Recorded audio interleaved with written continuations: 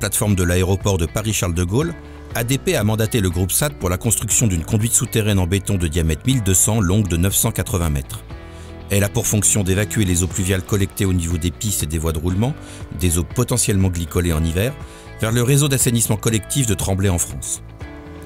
Compte tenu de la profondeur de l'ouvrage et de l'impossibilité de réaliser les travaux en tranchée ouverte, c'est la technique du fonçage par microtunnelier qui a été retenue, et plus particulièrement l'offre technique de la SAD qui répondait à deux contraintes majeures, la qualité et le délai, puisqu'ADP profite d'une période de chômage et de réfection de la piste P2, toute proche, pour réaliser ces travaux. Le fonçage par microtunnelier, en résumé, c'est une technique sans tranchée qui consiste à pousser depuis un puits d'entrée vers un puits de sortie un élément de tête équipé d'une roue de coupe, suivi des éléments de la conduite à construire, emboîtés les uns dans les autres, au fur et à mesure de l'avancement de l'ensemble.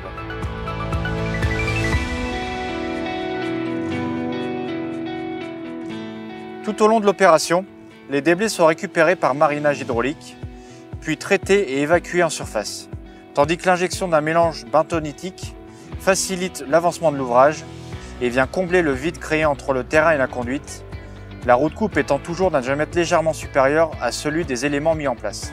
Ici, sur la plateforme de l'aéroport de Paris-Charles de Gaulle, nous construisons la conduite en 3 tirs. 2 tirs sont réalisés par le service travaux spéciaux, le STS, et 1 par nos collègues de la SAD Hongrie, qui maîtrisent également le fonçage par microtunnelier. Comme le veut la tradition, nos microtunneliers ont été baptisés. Celui du STS par Aurélie et celui de la SAD Hongrie par Francesca.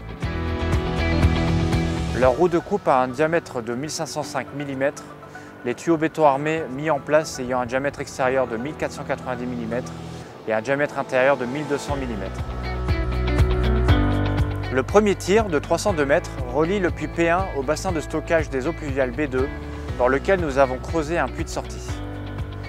Le deuxième tir de 403 mètres relie le puits P1 au puits P2 situé à proximité immédiate de la piste en cours de réfection.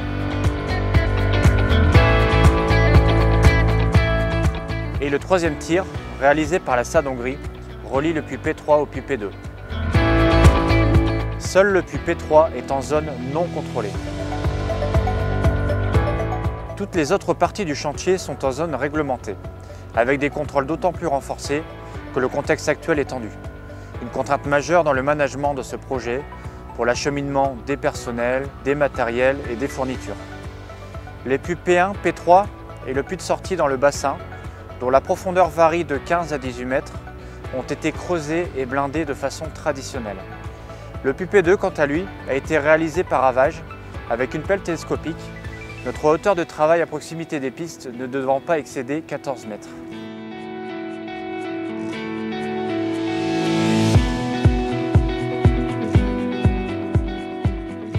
Au total, en 3 tirs et selon un scénario bien maîtrisé, nous mettons en place 320 tuyaux de 4,8 tonnes chacun. Les équipes du STS travaillent en 3 postes 24 heures sur 24 et les équipes de la SAD Hongrie en 2 postes. 3000 tonnes de déblais sont traitées tout au long du chantier. Les opérations de génie civil qui suivront la mise en place de la conduite transformeront les puits en chambres de visite ou en chambres à vannes pour gérer les flux passant par cette conduite gravitaire.